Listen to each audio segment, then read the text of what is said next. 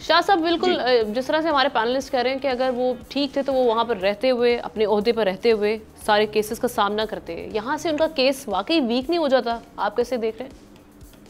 देखिए, हम अपनी ओपिनियन दे रहे हैं, मैं भी गलत हो ठीक हो, मैं किसी हद तक तीनों पैनलिस्ट से इत्तेफाक भी करता हूँ और थोड़ा सा इख्तिलाफ भी करूँगा सही। कि अगर आप कलेक्टिव फॉर्म ऑफ जस्टिस है जिसके अंदर आप कवानीन उन लोगों को प्रोटेक्ट करते हैं कि जो सदा से कवानीन को जो है वो रद्द करते रहे, उनको जो है ओवर रूल करते रहे, और जब पावर में होते हैं तो मेरे ख्याल में उसको मिसयूज भी करते हैं। ये कोई पहला केस नहीं, आप मुझे बताएं क्या एक हमारे चीफ जस्टिस थे वकार सेठ साहब, उन्होंने मुशर्रफ साहब को सजा दी, ठीक है जी, कि ये जो है आइन से गद्दारी उन्होंने की थी और उनका गद्दार वो था, आप उसको सजा देते, क्या उनको सजा मिली?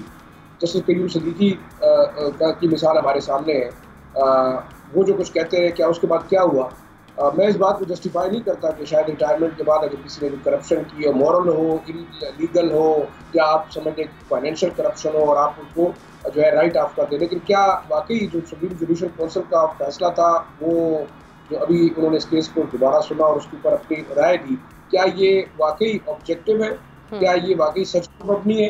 क्योंकि हम देखेंगे कि 5 साल बाद, 4 साल बाद ये चीज़ आएगी कि सुप्रीम जुडिशल काउंसिल ने गलत काम किया।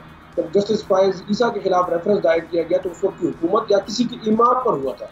अब बज़ाहिर नकवी के खिलाफ जो इंक्वायरी है, या ये किसी की इमाम पे हो रही है कि वाकई ये इंसाफ के तकाज़ों को सामने रखते हुए हो रही है, और इसकी ऑब्जेक्टिविटी को कौन डिफाइन करेगा?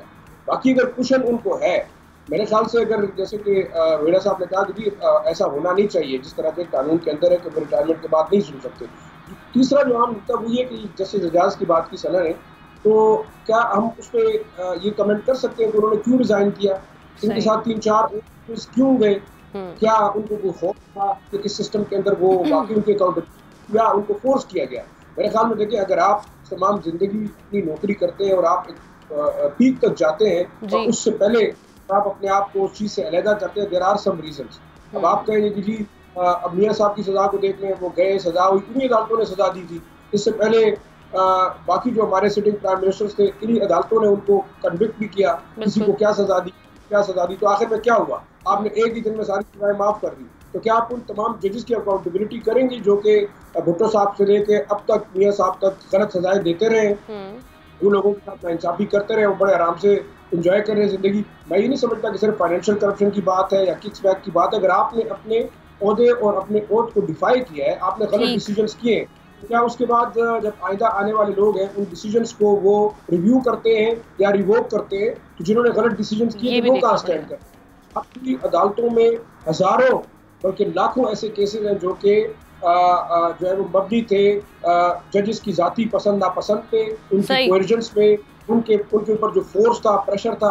तो आप तमाम लोगों की अकाउंटेबिलिटी करें, सिर्फ एक बजाय अकाउंटेबिलिटी बिल सबकी होनी चाहिए। एग्जैक्टली जहाँ जहाँ पे जो हम फ्लॉज थे या जो गलतियाँ हुई, फिर अकाउंटेबिलिटी सबकी होनी चाहिए। ये हमारे पैनलिस्ट की राय सामने आ चुकी है।